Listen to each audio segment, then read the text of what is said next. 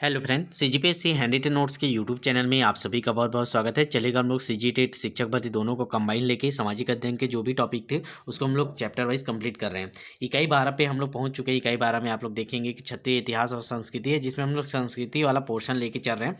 अभी तक 4 क्लास इसमें संस्कृति के हो चुके हैं, बैक टू बैक आपको अपलोड हो रहे हैं और प्ले लिस्ट में आपको मिल रहा है, साथ में बैच में भी आपको लिंक मिल रहा है। ठीक है, आज हम लोग 5वां टॉपिक लिए हैं राज्य के लोक चित्रकला। ठीक है, बहुत इंपॉर्टेंट है, छत्तीस संस्कृति की बात करेंगे। लोक चित्रकला एक महत्वपूर्ण टॉपिक है।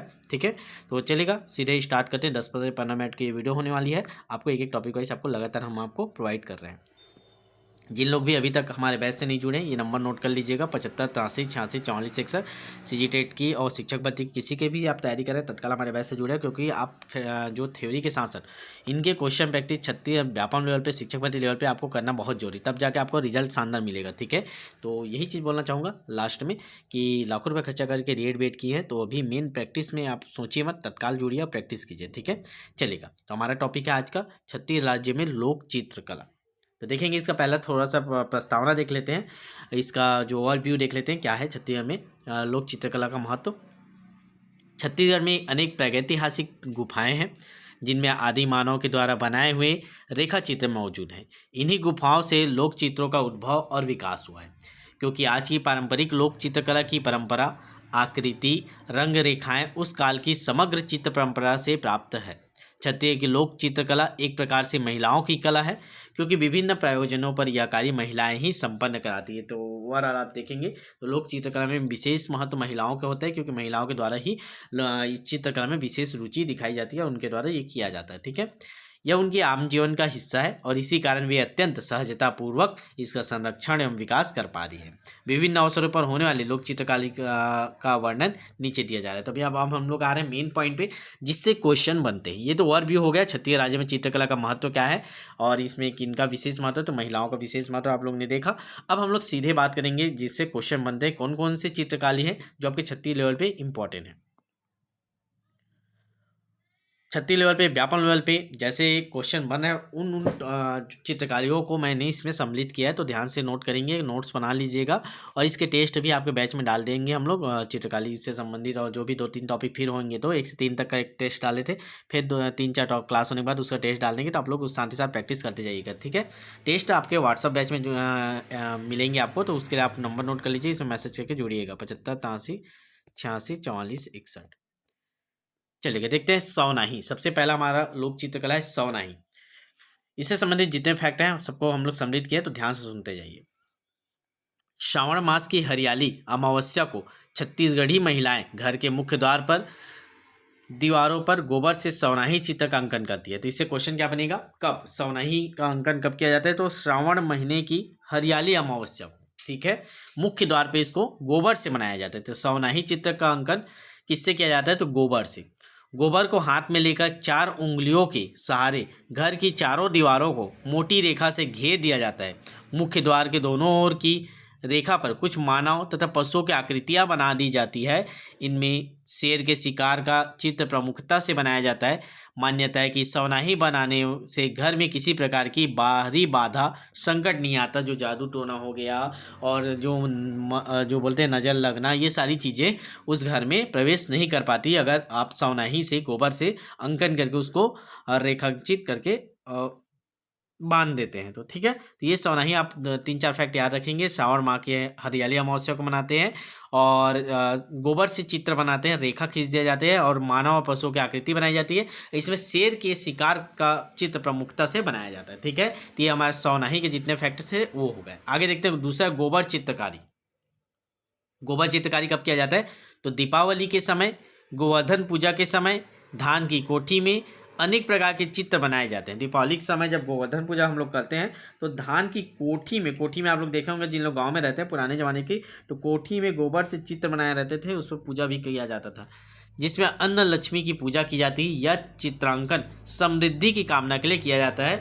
और अभी आप लोग ने जब गाँव में रहते हो जानते होंगे, जब आपके दीपावली के समय आते हैं तो गोबर का एक जो यादव लोग होते हैं उन लोग आके उसमें मारते हैं, जो आपका कोठी बना होता है धान रखने का, उसमें फिर उसको पूजा करते हैं, फिर धान से करके करते होंगे।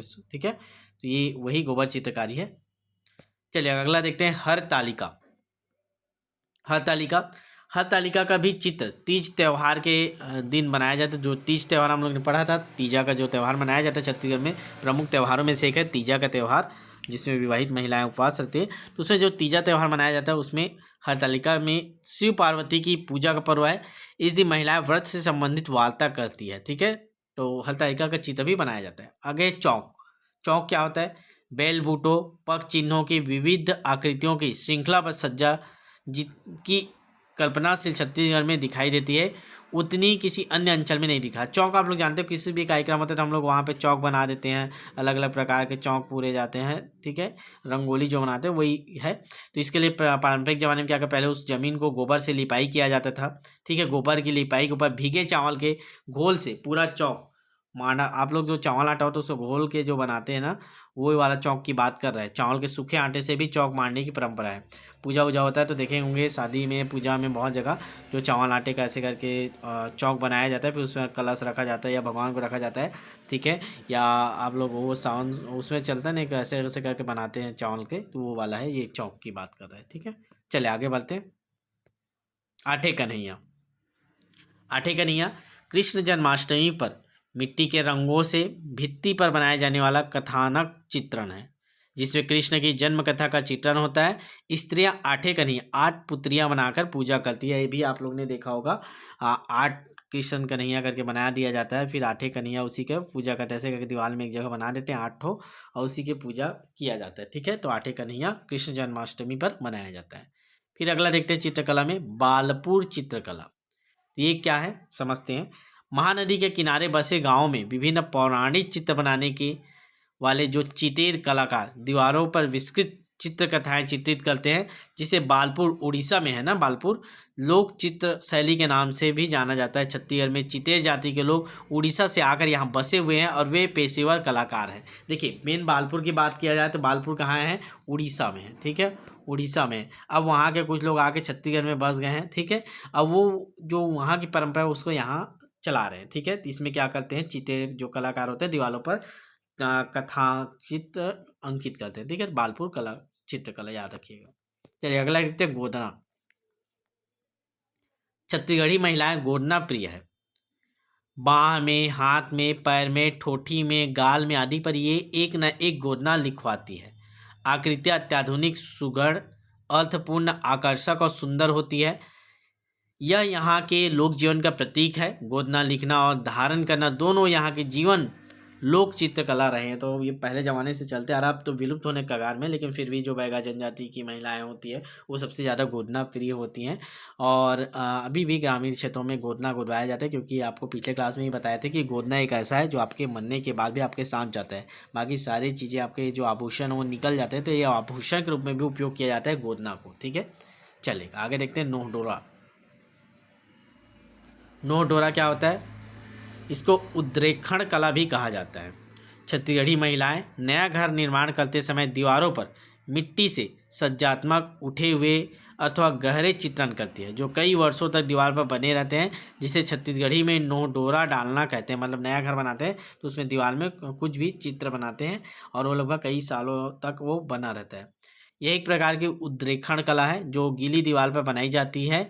उभरे हुए रूपाकारों में पशु पक्षी, फल पत्ते, बेल बूटे, पेड़ पौधे आदि, यहाँ तक कि कभी कभी मिथकीय तथा चित्रों का निर्माण भी महिलाएं कर देती है, जिसमें देवी देवताओं की मूर्तियाँ विशेष होती है।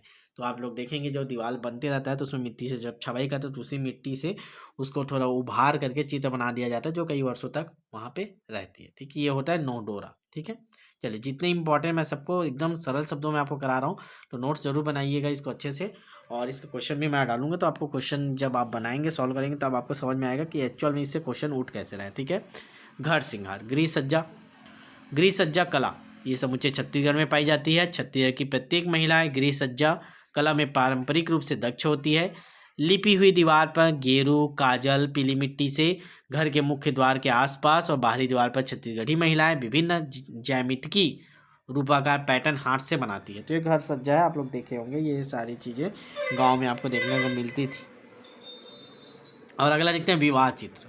विवाह आदि अवसरों पर छत्तीसगढ़ में चितेर जाति के लोग, तो ये पूछा जाता है विवाह के समय विवाह चित्र किस जाति के लोग बनाते हैं, तो चितेर जाति, ये याद रखिएगा। चितेर जाति के लोग दीवारों पर विभिन्न मिट्टियों के रंगों से विभिन्न चित्र बनाने के लिए आमंत्रित किए जा रहे हैं, जो द्वार सज्जा के साथ साथ पशु पक्षियों, देवी देवताओं, विवाह प्रसंगों आदि के लिए अलंकृत चित्र बनाते हैं। तो ये विवाह चित्र भी आप लोग याद रखिएगा, ठीक है, ध्यान रखेंगे। जो अभी तक हम लोग का 3 क्लास हुए थे, ये 5वां क्लास है, ठीक है। चौथा 5वां का भी टेस्ट नहीं डला है। जो तीसरा तक का क्लास हुआ था उसका टेस्ट आपके बैच में डाल दिया जाता है। तो अभी तक आप हमारे बैच से नहीं जुड़े, चाहे आप सीजी टेट की तैयारी कर रहे हो, चाहे सहायक शिक्षक, तो तत्काल जुड़े, ताकि आपके जितने भी यहाँ क्लास भी हो रहे हैं उससे संबंधित भी टेस्ट आपको वहाँ अपलोड किए जा रहे हैं अलग से।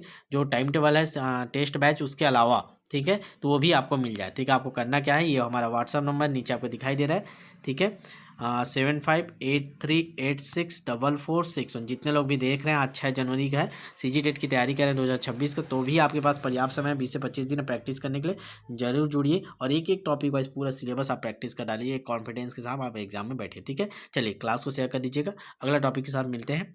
लगातार अपलोड हो रहे हैं, तो आप चैनल को सब्सक्राइब करके रखिएगा, व्हाट्सअप से जुड़ के रहिए, ताकि आपको लिंक वहाँ मिलते रहे और एक सिस्टमेटिक वे से आपका सिलेबस कंप्लीट होते रहे, ठीक है। चलिए।